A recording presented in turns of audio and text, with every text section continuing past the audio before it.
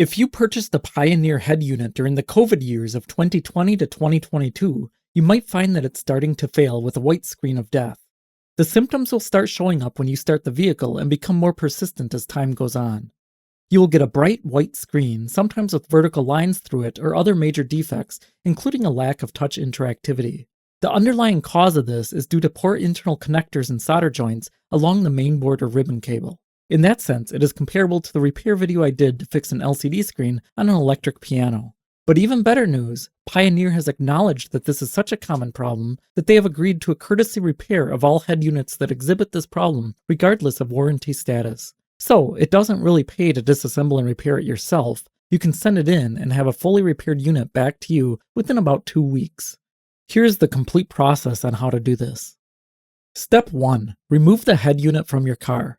This can be a mildly tedious process and requires removing the dashboard and unplugging quite a few components, so if you're not comfortable doing this, you can take it to any auto shop and they should be able to pull the radio out for you with relative ease. Step 2. Remove all accessories and mounting brackets from the unit. Pioneer only needs the base head unit, and anything extra you send will only impede their repair process.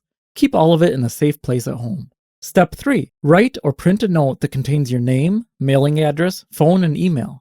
Importantly, you must mention white screen courtesy repair so that Pioneer understands the symptoms and will honor the free repair and return. Step 4. Find a suitably sized box and wrap the head unit in bubble wrap and insulation for safe transit. I used a 9x7 by 6 inch box from Amazon and the total weight was 2 pounds 8 ounces.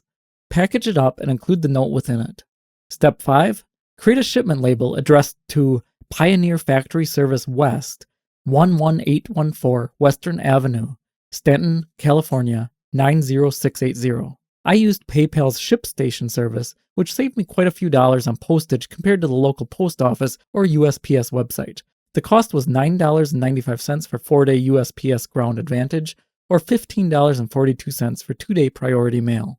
Step 6. Drop the package off at your post office and wait. Keep an eye on the tracking number to see when it arrives to Pioneer. I shipped mine using priority mail on July 30th, and it arrived to Pioneer headquarters on August 1st. From there, Pioneer repaired it and shipped it back out UPS on August 8th. So that was a turnaround time of only 5 business days, and it arrived back to me on August 14th. So you can figure about 2 weeks from the time you ship the bad unit out until the time you get the repaired one back. Step 7. Put the mounts back on and carefully reinstall it into your car or have a skilled technician assist. When all is done, turn on the ignition and watch your repaired radio light up. Checking the service repair sheet, the technician had replaced the main logic board XGA-1495 and applied a firmware update.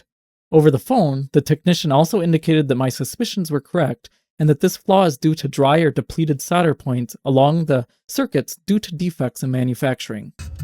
Anyway, I'm happy that my radio is back to pristine condition and Pioneer's support was exceptional. Even the phone support line is pretty remarkable these days, with a real human picking up the line immediately after ringing, above and beyond what I've seen elsewhere. Thank you, and I hope this helps.